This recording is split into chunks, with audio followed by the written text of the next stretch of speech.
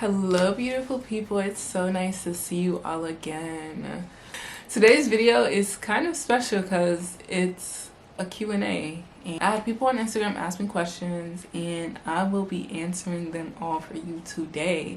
I got quite a bit of questions and I don't want this video to be too long, so like if I talk about something that's interesting to you or you want to hear more of, just leave me a comment down below and I can make a separate video on it. Let's just get straight into the video. The first question I'll be answering is about culture shocks that I've experienced in France and in Europe, how the racism is, and I was asked to rate Europe. Okay. I feel like the biggest culture shock that I've experienced in France, in Europe, no one could have prepared me for the freaking cigarettes, bro. Like, no one, like, it doesn't matter how much they talk about it, like, until you are here and you're just like constantly like inhaling that shit, like, I'm low-key scared I'm gonna get secondhand smoke. I'm gonna get, like, what? Everybody either smokes cigarettes or vapes, and it's like you'll see fucking 75-year-old grandmas and grandpas vaping. I'm just like, wait a minute. It's not like people don't smoke in the US, but they have designated areas where you can smoke. Here, people smoke any and everywhere. Another huge culture shock is the freaking sanitation, bro. Like, the way that people don't cover their mouths when they cough or sneeze, bro, irks me to a level that I never thought that I could be irked to. Bro, literally people will cough into the air, sneeze into the air, they're hacking, and I'm just like, oh my gosh. People sneeze into their hands all the time here. Like, people will like literally sneeze like this into their hands. This man, he sneezed into his hands and rubbed it together like it was a hand sanitizer. It would that did it for me. I will never understand. And then another big culture shock, like, people have told me how bad Paris smells. Like, Paris was the smelliest city she's ever been to, and I agree. As someone who is very sensitive to smells, I can't do smells, bro. I can't do smells, because when I'm just like, you know, enjoying my day and all of a sudden I get a whiff of shit, the most smell you will smell here is piss.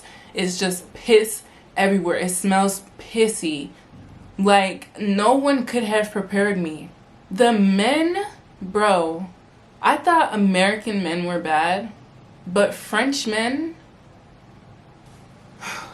first of all, men approach me every single day. That's not something that I experienced when I was in the US. And I don't know if it's because, like, you know, when I was in the US, I usually drive everywhere. I don't walk anywhere because, like, you know, places are too far to walk, so I'm always in my car. I don't know what it is. I don't know if it's because, like, I'm out on the street now and like people see me more. It's either men will, like, you know, you'll reject them and they'll leave you alone, or they will literally press you. They will press you.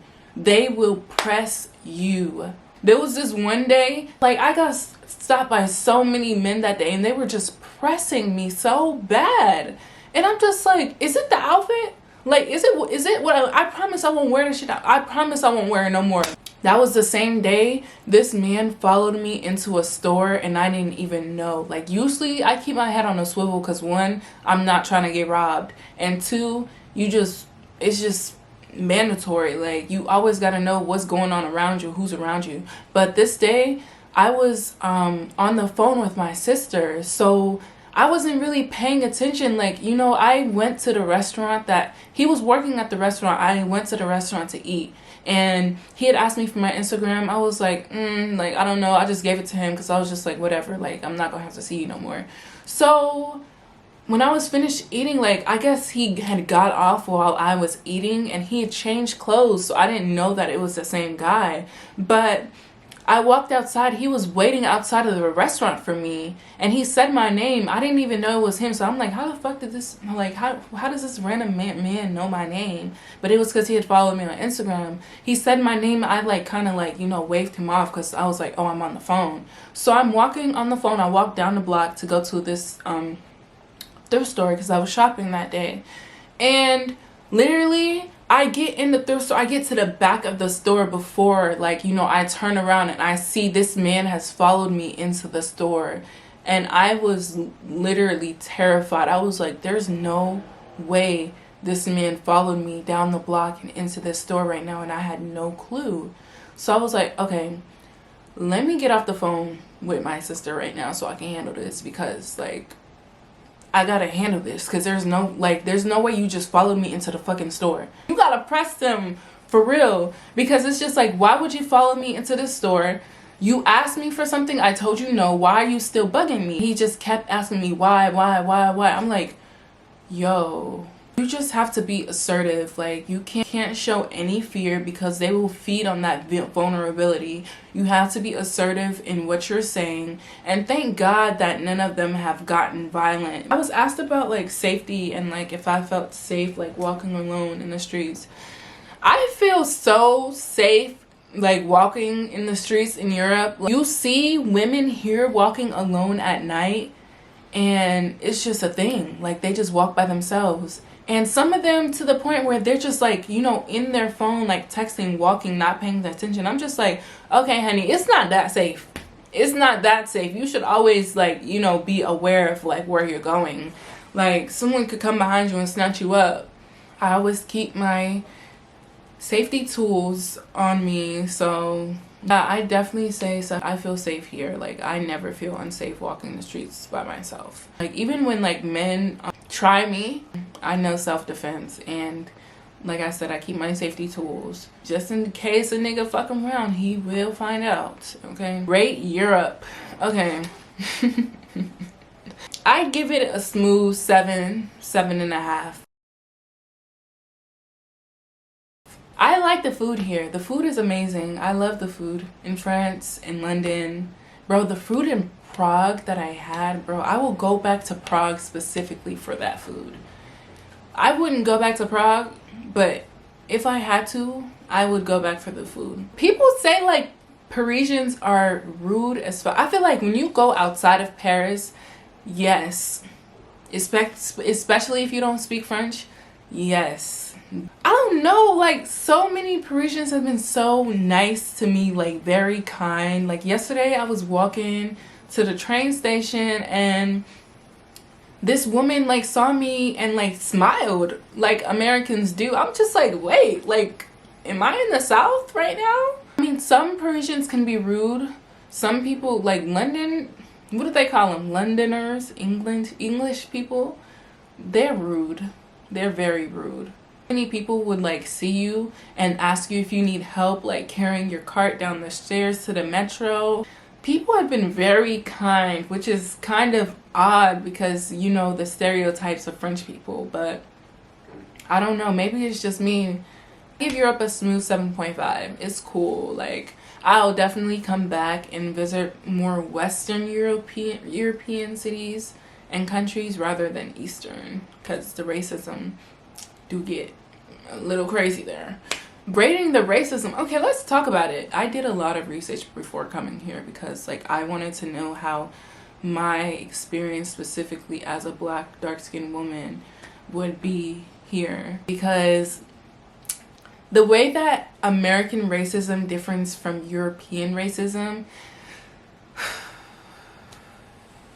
there's layers to the racism in Europe. There are layers.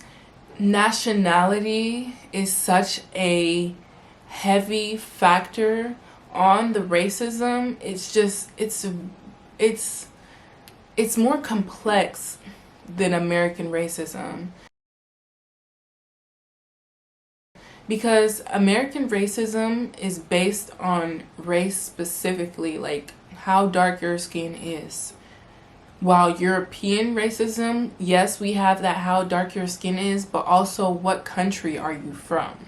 Because the way that French people treat Black Americans versus Africans, crazy difference, because the English language, it is a privilege to sound like me, because those that don't speak English, they're French and they're from their African countries, they literally get treated like dirt. Because when people find out that you're American, they just treat you differently. They treat you with this sort of privilege, this American privilege that you get here. It's like they respect you, because French people will say up and down they don't like Americans, they love Americans. I do get looks, and it's just like sometimes they're like looks of awe, sometimes they're like looks of confusion, because it's just like people can tell like you're not from here. Like, it's not that there aren't Black people in Paris, there are hella Black people in Paris. I'm getting used to it, honestly, because you know, I'm that girl, can I say, like how I'm improving my French and how my fluency is. So this video is not sponsored, but like if you want to sponsor me, let me know. Busu. I use Busu, which is this language learning app, and it breaks it down for you on like different chapters, and at the end of each chapter you have a test and you can practice speaking and people will correct your speaking and everything. That's what I've been using. And just cultural immersion, like I'm lucky to be in a French speaking country, so literally I just listen to people's conversations all day. Like if I'm in the store, I listen to how people interact with the cashier or with the clerk and listen to what words they use and how they form their sentences, and I'll just copy it. I say I'm conversational now. I'm not fluent yet. Soon. I'm not fluent yet, but I'm conversational. Like I've had multiple conversations with people who only speak French, they don't speak English. I mean, I've been struggling, but you know, we get each other. So Ewe/Mina, that's my native language for Togolese people. So yes, I do still speak Mina or Ewe fluently. So my aunt, the one that I'm staying with, she only speaks French and our native language. So it's either French or our native language. I can't speak English to her because she's not going to understand. So it's been practice for both. Am I making friends? I am making friends. I made so many cool friends. And I feel like because, you know, I'm by myself, all the people that I am attracting are based solely on my energy. I've had so many experiences because of those friends. Like I went out with some of my friends. First of all, Parisians party anywhere. They party anywhere, because while we was at a wing spot at the top floor, they moved out all the dining table stuff, and there's a DJ set and they're partying at the wing spot. I made a friend at the Sir concert that I went to, and she's introduced me to so many cool people, and a lot of them are DJs, and they're just like very authentic, very genuine. So yes, I've been making friends, and I'm so glad to be forming these connections with people. It's been a blast, honestly. So the first song that is my favorite song is The Moon and the Sky by Sade. Like Sade, she gets me. Like I get her, we get each other. Like she knows what I've been through, and she's a lover girl through and through, just like me. Like this is the song, The Moon in the Sky by Sade. This song will make you feel things that you've never felt before. Open This Wall by Berlioz. Y'all see? This song, that's all I'm gonna say. Put on this song and go for a walk and see how you feel afterwards. Ooh. This song, Skin by Mac Miller. When I tell you, this song will also make you feel everything. You'll feel any and everything in your soul. I wish I could play them for y'all, but I don't want to get copyright, so y'all please go check out these songs. Like I feel like the reason why I chose to go to UNC was just because like it was UNC, like as an institution, their values. And I don't really know why I'm surprised, because the foundation that school was built on was never in the interest of you know, people that look like me. To go to UNC, it's just like you have to be really smart. It's a very rigorous program, and it's just all around a very great educational experience, and the resources that you have access to by going to that school are unmatched. And I'm so glad that I ended up at UNC, because like I couldn't have imagined it any other way. Like the people that I met and just, you know, the programs that I was a part of, it just felt very divine, and I was able to grow as a person and grow my knowledge. Like UNC challenged me. I had grown up in AG, right? So school was never really hard for me. I never really studied. I went to middle college. I finished my first year of college before I had even graduated high school. So I was just really, you know, going with the flow and everything. And then I got to UNC. Oh, that school for real really tested me and challenged me and pushed me in ways that I hadn't been pushed before. I've learned so much. I have gained so many new skills. You know, you realize like when you are initiated into an institution and you see its true colors, UNC is nothing but a business. Students united will not fall. Let's remember this. Like, I feel like what I learned at UNC is that the organizations and programs that people choose to involve themselves in is only for their best interests. It's only to elevate their status, when in reality, it's all about community and looking out for each other. Because if they can knock us off of our feet because we are not united, all of us will have to go. Students nowadays, they like think it's only about the education, it's only about the academics, it's only about the grades. But then when you finish, you'll look back and realize that, you know, the people that are coming after us, they're not going to have these same opportunities because we didn't fight to keep them here. We were only worried about like us and us succeeding, our grades. You have to make a choice. Like, it's either you do what's right and you fight for this spot that your ancestors fought tooth and nail for so you could be here. You do the same for those coming behind you. You can get all those accolades and awards and scholarships, but the people coming after you, they're not going to have those same opportunities, because when you were there, you didn't do what you needed to keep those positions open for them. Why did I choose to go to UNC? Is because, you know, I was caught in a dream of what UNC was, this dream school, the Tar Heel State, the Tar Heels. But then now leaving, having experienced and left UNC, like I would have, if I knew then what I know now, of course I would still come, definitely, but my reasonings would be very different. That was a lot. Really like this question. The number one way that I develop my personal style, you gotta leave fast fashion alone. Not only for the development of your personal style, but also for the harm that it causes to our community and our environment. Like, it doesn't bring any benefit to us as a people to be invested in fast fashion, because first of all, literally trends change every day. If you're dressing to keep up with the trends, like, I don't know what to tell you, you're never gonna be able to keep up.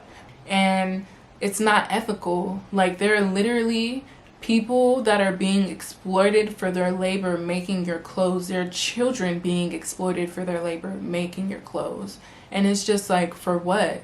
So you can be stylish, so you can be trendy? It's not, I just feel like it's not worth it. You really can't express your originality through fast fashion, because and people's body types are different too. Not everything that looks good on the model is gonna look good on you. Like, you have to know yourself. So I had to get away from fast fashion, and then I learned my body type. So dressing based on your body type is something that's so detrimental to your personal style, because clothes that look good on a certain body type will not look good on your body type. Silhouette of clothes fit differently on different people. And silhouette is so important because, you know, you want something that suits your body type. 97% of my clothes are thrifted or secondhand. Like, it's thrifted, and then, like, you know, I might sew it to, like, you know, fix the silhouette or whatever. But once I started thrifting my clothes and really experimenting with what I like instead of what, you know, social media tells me to like or what society tells me to like. I really was able to blossom with my personal style. I buy clothes based on how they make me feel. I see like a dress or something and it literally doesn't make me like fall to my knees like in excitement, and I'm not getting it. Because if it just makes me feel like this is, you know, this is cute, it's just like I'm not getting it because I don't need it that bad. Like, and even with the clothes that do make me feel like that, I don't need it that bad. But like when you have this connection to the clothes that you wear and they make you feel good, they make you feel confident in yourself and in your body, then those are the clothes that you want. Like everything should make you feel something, but like when talking specifically about clothes, like they should also make you feel something. I buy clothes that make me feel like when I put it on, like I'm just ecstatic and glamorous, and I just look so good, and when I look good I feel great. I feel like shopping is just not something that should be done like every day, every week. Like, you know, shopping should be a very it can be sacred for you if you want it to be. It shouldn't be like an everyday thing. Like then it loses its value. Like you're not as excited to go and buy clothes because you buy clothes every week, you know. Makes you feel good. Like it makes you feel good, and it's not just temporary moment of satisfaction or of happiness. It lasts throughout the duration of your life. Like it doesn't matter how long I've had a piece of clothing, like every time I put it on I still feel great, I still feel good. And then when I don't feel like that anymore, that's when I know, okay, let me give this piece of clothing to someone else who is going to value it and love it as much as I once did. Continuing that cycle of like passing on clothes so that other people can, you know, find value in them and find joy through them. Looking for the inspiration within myself. I dress, a lot of how I dress is based on how I feel. I have this saying where like I say like, you know, I don't like to look like how I feel. I don't like to look like how I'm going through. If I'm going through something negative or something dark, like, you know, I'll express that through like, let's say the tones or colors of my clothing, but I'll always look good. I'll always look put together because that just makes me feel good.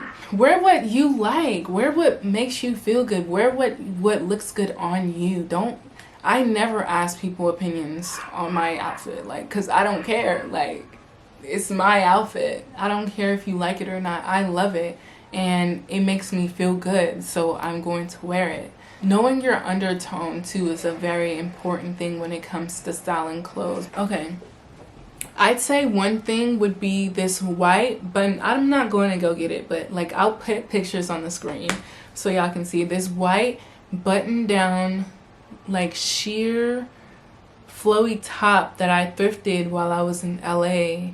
That top, literally, it'll show you can create so many outfits with like the most simple clothing, and you can style it any kind of way. Like I've styled that top so many different ways. People think it's a new top every time I wear it. Like Coach bag, the details of this bag and the structure of it, and then it has so much space in here, like, and it has this pocket in the front too, and it has a pocket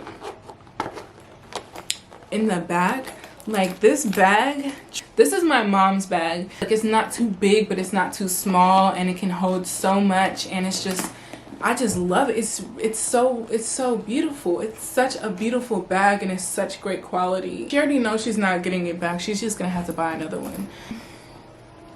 Number 3, I'd say would be, I'd say it's not something in my closet, but my hair. My hair has become such an accessory within my outfits. Like, yeah, those will be my 3 things. Like I wasn't gonna put this in here because I'm just like, what? But like it was a question, so I'm just like, I guess I should answer it.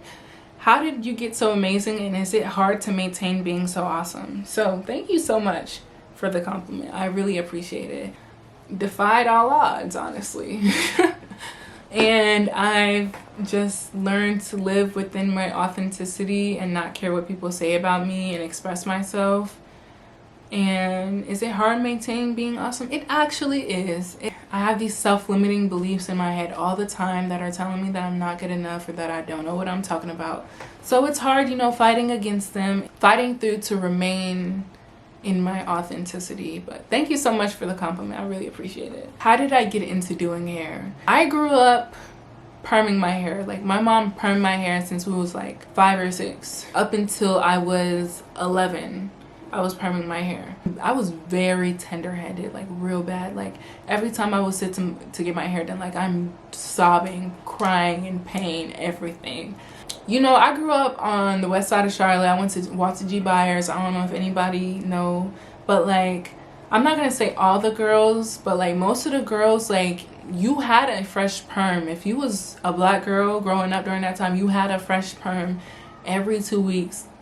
Baby hairs laid, like, not like laid like style, but they was permed, so they was laying flat, right?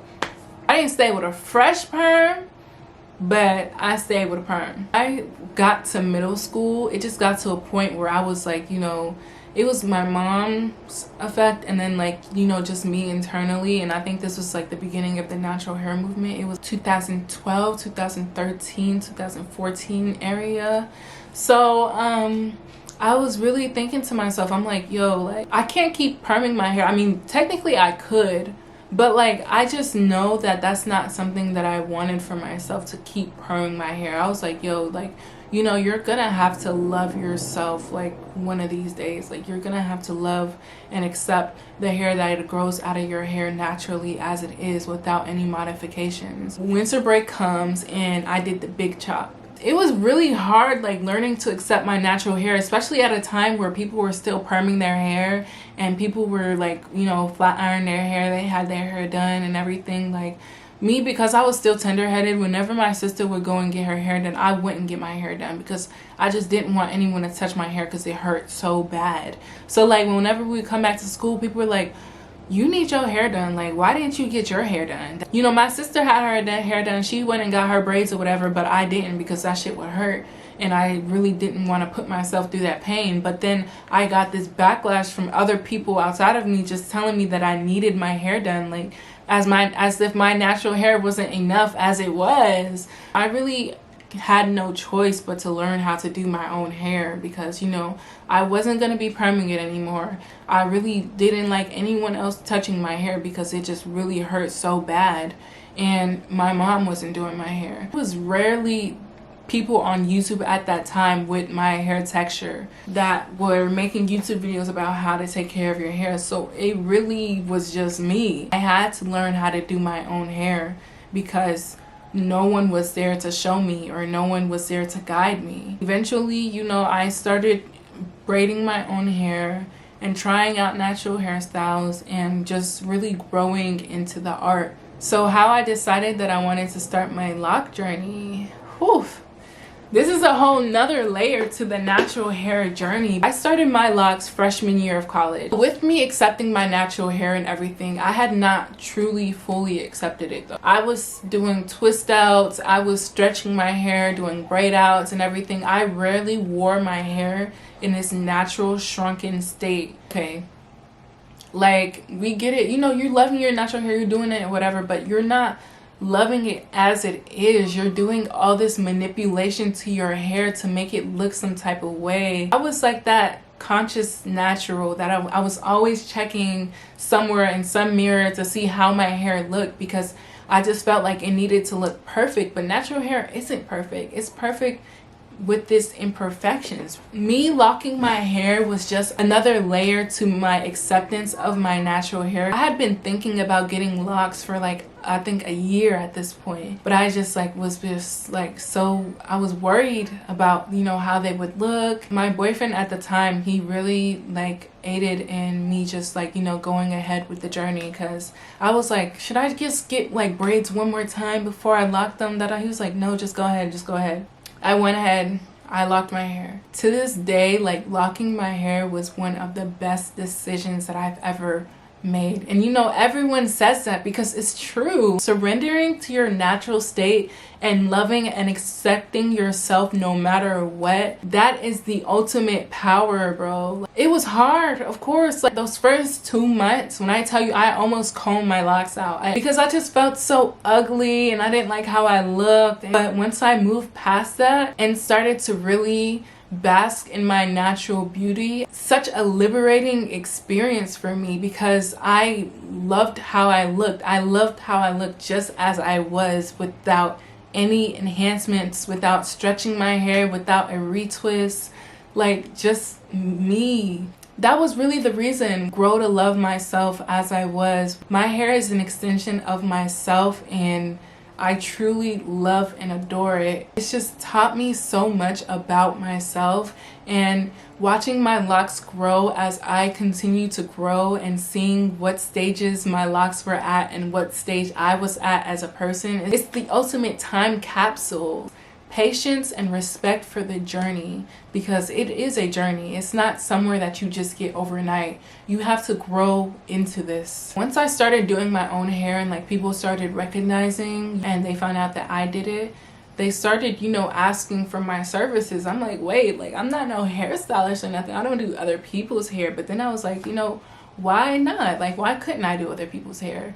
You know, let me offer myself, let me offer this service to other people and see, like, you know, who takes it. And lo and behold, I had a talent that I was hiding from the world. Seeing the way people light up whenever they get their hair done and you give them exactly what they want, and you know, just forming that connection and that bond with my clients. I love doing hair. As long as you appreciate the art, you know, you'll always have fun. And like after doing hair in college, I realized, you know, I should go to cosmetology school for this.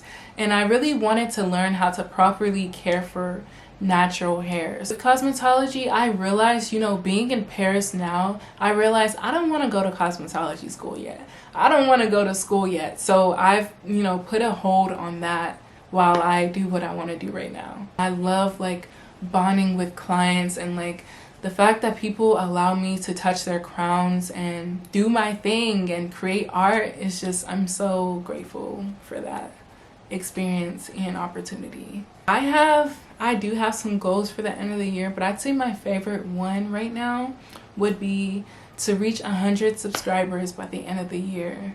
I just realized like how quickly that I'm growing, and I'm just like, oh my gosh, like not people are fond of me and my content. This will get into really like, you know, astrology, spirituality, and all those things. Currently, my favorite hobby is tarot. Tarot cards, just like the art of tarot. I'm really interested in, and I'm learning a lot about right now. It's been really fun learning the story behind tarot. It is my biggest fear. I really took some time to like, you know, dig deeper and really understand what I truly fear. And that is really being rejected by the people that I love and care about for just, you know, being me. And what that means is that, like, you know, all of me, like all of that comes with me, my flaws, my imperfections, my beliefs. I'd say that is definitely one of my biggest fears. And although it is a big fear of mine, I don't let it control me. Like I still will live my life authentically, but you know, I'm always scared of like losing people that I care about and that I love because they don't agree with my beliefs or they don't accept me for who I am. You know, although that can be discouraging, I don't let myself operate out of that fear, because at the end of the day, I want to make sure that I live for me and I am authentic to myself to the core, whether that means losing people or not. But that is truly my biggest fear, is being rejected. And this is very vulnerable, but I feel like it's something that we can all relate to. Like, you don't want to be rejected by the people that you love and care about. You want people to accept you for who you are, but that's not always the case. Some people, they can't see past our differences. They can't see past what they don't agree with. It hurts to be pushed away because of who you are, but don't let that stop you from living and being who you are 100% authentically, because as you continue to operate in that authenticity, you will attract people that love you and accept you and see you for who you are. You won't have to change for them. Saying it out loud really makes it real for me, but it's just something that I have to deal with as it comes. I will never stop being myself. I feel like number one solely is my Cancer sun. I have so many Cancer placements within my chart, so I'm a Cancer through and through, okay? Sensing other people's emotions. When I tell you, this is a blessing and a curse, because I can look at someone and I can automatically tell what they're feeling. The general energy that they're exuding, I can pick up on that and I can feel it. And it's just like, bruh, sometimes it's cool, it's dandy, but like other times it's just like, I don't want to know what you're going through right now. Like, you really can't hide anything from me. Like, I know energy does not lie, and I feel every bit of it. Energy vampires are such a real thing. Like, I remember I was at one of these homecoming events, and I had my lemon drops. I was hustling, trying to sell my lemon drops because I was trying to pay my rent. Like, but yeah, it's just like, I was going around, telling people like, yo, I got what I got, let me know, whatever. And it's just like, after I finished those interactions, I just felt so ew, like people's energy towards me, just because I was like trying to sell something, was so disgusting, and I just felt so heavy afterwards. Like, one thing that really does help, I notice when I do like tend to latch on to other people's energy, taking a shower, cleansing yourself. It's not just physically cleansing yourself, it's like energetically cleansing your energy, and being intentional about that in the shower will literally you'll be reborn. It reminds me of like when I was in middle school. There's this guy that I was friends with. He was also a Cancer. His birthday the day after mine, and he was asking, do you be crying in the shower? He was asking other people. It was like, no, I don't cry in the shower. Like, what? And he asked me. I was like, yeah, I cry in the shower, because it's just like that emotional release, and having the water really cleanse your body and your energy. It's so healing. Get in the shower and be intentional about that shower, not only cleansing your body but cleansing your energy field, like, and watch how you feel when you step out. Be spreading love and like nourishing other people. Like I said before, that like I truly feel like I'm love personified, and I just like to show up like that. Like I remember on Valentine's Day, I did my hair. I had like little hearts in my hair, and I was wearing pink and everything, and I just walked around like handing out cookies and treats to my friends and things, and it was just so fun because I actually look like love today, and I'm here with a sweet treat. And it's just like seeing the way people's faces lit up, it was just so, I just love doing that. I'm always here to give love when people need it, because I myself, I'm full of it. Like I have enough to go around. I'm a theme girl. Like, you gotta come in theme or you cannot eat, okay? I'm always about like creating that space for people. My moon is in Leo, and that's also something that I heavily resonate with, is because the confidence that I exude, and it took me a while to really, step into that energy, because I was very shy and timid and insecure and everything. But now that confidence, I really embrace that Leo confidence. Like I am confident. I am like, when I step into a room, like the energy of that room shifts, just because like it's me. Like I'm here now. Like, what's up? It's just, I'm dramatic. I'm a dramatic person. Like, it's just fun. Like, another aspect of my moon in Leo that I really didn't want to accept, but I've come to the realization that it's true, is that I want to be seen. I realize, I do want to be seen by other people. I want to be recognized for my efforts and for what I put out into the world. It was really hard for me to accept that, because I'm just like, no, I don't. Like, no, I don't care what anyone thinks about me. But like, going back to that fear, that biggest fear, yes, I do. Yes, I do. But it's all a matter of like really working with it, really working with that desire to be seen. fulfilling it in other ways that doesn't include other people. My Mercury is also in Cancer. I resonate with this because I'm always seeking emotional depth within relationships, like that vulnerability. Like I truly crave that within relationships, because like what's the point? I feel like if I am in connection with people, I truly want to be known. It's in my 9th house, so I'm very inquisitive about origin stories, about history, just like learning the context in which we exist in, because I feel like, you know, when you come into this world, you're just like accustomed to like the culture and the traditions and what you do and what you don't do, what's right, what's wrong. But it's just like all of this that we exist in is within a context of people and places and things that existed before us. I'm very fascinated about the origins of people, the origins of practices, about everything, because it's so important when understanding the context in which we live in today. It's really important to know like where traditions come from and where like certain practices come from, because if you're just like, you know, if you're gonna give yourself to something, why not know like the history behind it? Why not know why it was created? Why not know the purpose that it was meant to fulfill? So those are parts of my chart that I heavily resonate with. Okay, spiritual awakening. Okay, we're getting into 2023, and you know, I feel like there were 2 major things that really triggered this spiritual awakening. One was my environment, my routine. As I said, I was interning in LA. I hated my job. I was taking 2 summer classes.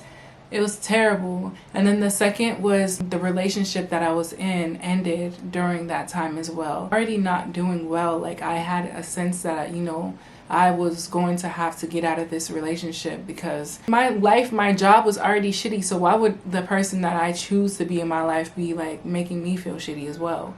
It was like the end of June. I had just dyed my hair black because I didn't know what it was, but I just felt this huge shift coming. I was talking to myself. I was like, dang, like, am I about to go through another healing journey? Healing journey, spiritual journey, I feel like they're all interconnected. I was like, dang, that would mean that I would have to be single. And I looked myself in the mirror. I was like, damn. Like, I knew, but I didn't like want to like have to go through with it, because I'm just like, you know, like I love my man at the time. Like I loved him. I didn't want to let this go, but eventually that's what happened. Like, you know, I had to let it go. What was it like? Anyone who tells you like their spiritual awakening or spiritual journey is all dandy and roses is lying.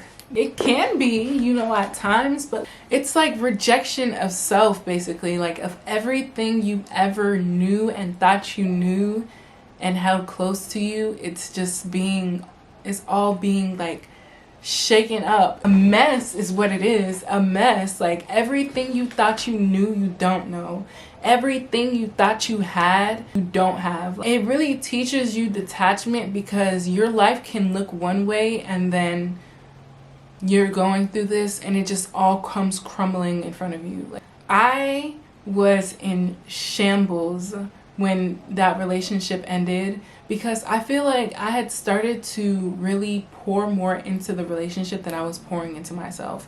And what that taught me is that I should never lose myself within a relationship that much that I'm no longer, you know, tending to my own needs. It really taught me that everything is not as it seems. Like, you have to question everything in order to truly understand the context in which you live in and the people around you. Really, my most recent one taught me is self-love, because like you think you love yourself, you think you accept yourself, but can you accept yourself at your lowest? Can you accept your shame, your guilt, your regret? All of that is going to come to the surface, and you're going to have to learn how to deal with it. And my advice, the best way that I dealt with everything is to love the fuck out of yourself. Love that shame so much that it turns into love. That guilt that you feel that regret that you feel, whatever,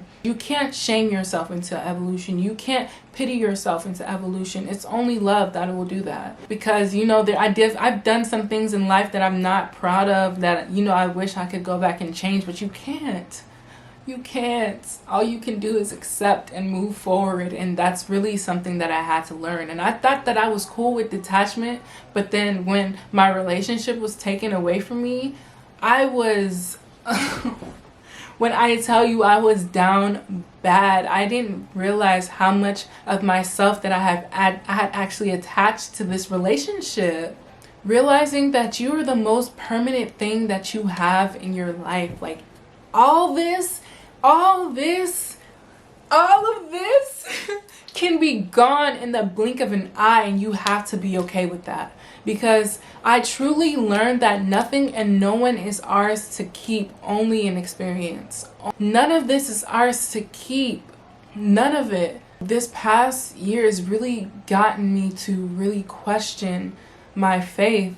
And, you know, growing up as a Christian, you're taught you're never supposed to question God. You're never supposed to question your faith. Trying to understand what is this context that we are operating out of. I really learned the history and the origins and just everything that came with that, and it just really didn't resonate with me anymore. And that was literally one of the scariest things that I experienced. Who wants to question God and all that they've known growing up in the church? Like, that's really what this past year has taught me, is to question everything, because everything is not as it seems. Truly, you won't even realize that these limiting beliefs are causing you to perceive things in a negative light, or just causing you not to truly see things as they are.